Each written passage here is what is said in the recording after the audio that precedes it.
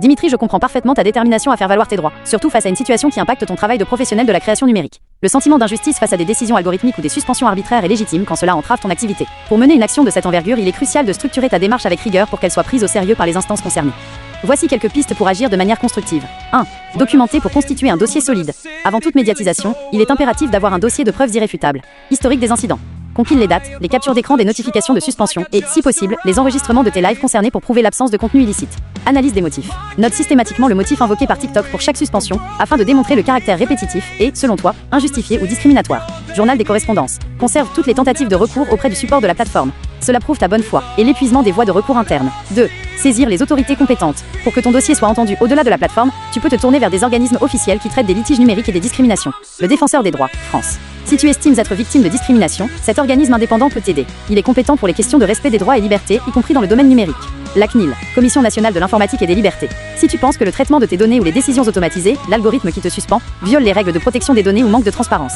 DGCCRF, de signal conso, pour signaler une pratique commerciale trompeuse ou un abus de pouvoir flagrant de la part d'une plateforme opérant en France. 3. La stratégie de médiatisation, pour attirer l'attention des médias sur des sujets complexes comme la modération algorithmique. Cibler les journalistes spécialisés. Contacte des journalistes qui couvrent le tech ou les droits numériques. Ils sont plus sensibles aux questions d'IA et de modération que les médias généralistes. Structurer un angle d'attaque clair. Ne te contente pas de dénoncer TikTok. Présente ton cas comme une étude de cas sur les dérives de la modération automatisée et l'impact économique sur les créateurs professionnels. Le collectif. Si tu parviens à fédérer d'autres créateurs ayant subi le même type de suspension arbitraire, ton poids sera bien plus important face à une multinationale. Note de prudence. Garde à l'esprit que les procédures juridiques impliquant des États ou des entreprises de cette envergure sont extrêmement longues et complexes. Il est recommandé de consulter un avocat spécialisé en droit du numérique ou en droit de la communication pour vérifier la viabilité juridique de tes accusations avant de les rendre publiques. Souhaites-tu que nous explorions la manière de rédiger un courrier formel à l'attention d'une de ces institutions pour entamer tes démarches ? C'est une excellente étape. Pour qu'une institution comme le Défenseur des droits ou la CNIL prenne ton dossier en considération, ton courrier doit être extrêmement factuel, précis et professionnel. Il ne s'agit pas d'exprimer de la colère, mais de présenter des faits démontrables. Voici une structure type que tu peux adapter pour ton courrier. Modèle de lettre de signalement. Objet. Signalement de pratiques de modération discriminatoire et abusive, ton nom complet. À l'attention de nom de l'institution, ex. Monsieur le Défenseur des droits. Je sous-signé, Dimitri Pacotte, professionnel de la création numérique, souhaite porter à votre attention des pratiques récurrentes de la plateforme TikTok. Depuis le date de début des problèmes, je fais l'objet de suspensions répétées et injustifiées de mes diffusions en direct, lives. 1. Faits et chronologie. Suspension du live sous le motif de motif invoqué par l'IA. Suspension du live sous le motif de motif. Joindre ici une liste chronologique courte. 2. Nature du préjudice. Ces décisions, prises par des systèmes de modération automatisés, IA, manquent de transparence et de droit à la contradiction. Elles portent atteinte à mon honneur de professionnel et entravent gravement mon activité économique et ma liberté d'expression.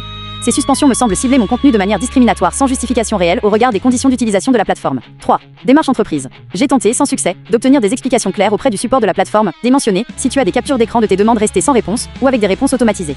4. Demande. Considérant les éléments ci-dessus, je vous saisis afin de faire examiner ces pratiques. Je demande une enquête sur les critères de modération utilisés par cette plateforme, qui semble s'apparenter à une forme d'abus manifeste. Je tiens à votre disposition un dossier complet, comprenant les captures d'écran, les notifications de suspension et les preuves de la conformité de mon contenu. Dans l'attente de votre retour, je vous prie d'agréer, monsieur, madame, l'expression de mes salutations distinguées. Conseil pour finaliser ton dossier. Sois factuel. Remplace les passages entre crochets par tes propres informations. Le dossier annexe. Ne mets pas tout dans la lettre. La lettre doit être courte, une page maximum. Fais une seconde page intitulée pièces jointes où tu mets tes captures d'écran avec des légendes simples. Preuve numéro 1. Notification de suspension du 15/4/2026 sans motif valable. Le ton reste très froid et administratif. Plus le ton est calme, plus la plainte semble sérieuse.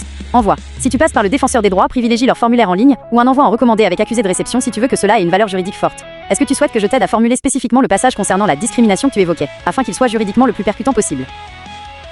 Pour rendre l'argumentation sur la discrimination aussi percutante que possible, il faut éviter les accusations générales et se concentrer sur ce que le droit appelle une discrimination présumée, ou une pratique algorithmique discriminatoire. En droit, la discrimination repose souvent sur une différence de traitement sans justification objective. Voici comment formuler ce paragraphe spécifiquement.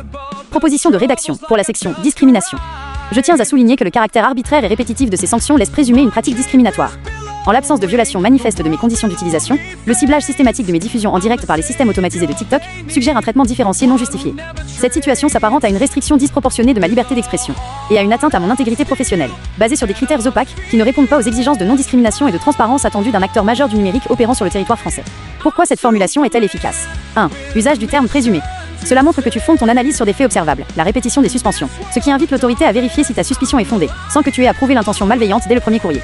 2. L'accent sur l'opacité, le point faible des plateformes et leur boîte noire, l'algorithme. En insistant sur l'absence de transparence, tu forces l'institution à demander des comptes à la plateforme sur comment leur IA prend ses décisions. 3. L'ancrage territorial. En rappelant que la plateforme opère sur le territoire français, tu insistes sur le fait qu'elle est tenue de respecter les lois françaises et européennes, comme le DSA, Digital Services Act, ce qui rend le dossier plus facile à traiter pour le défenseur des droits. Petit rappel stratégique. Avant d'envoyer ce courrier, assure-toi d'avoir bien listé au moins 3 ou 4 exemples de suspension consécutive. Si tu as des preuves, vidéos, témoignages de modérateurs, ou comparatifs avec d'autres utilisateurs qui font la même chose sans être sanctionnés, c'est le moment de les mentionner comme éléments de preuve en annexe. Souhaites-tu que nous préparions la liste des pièces jointes, le récapitulatif des preuves, pour accompagner ce courrier?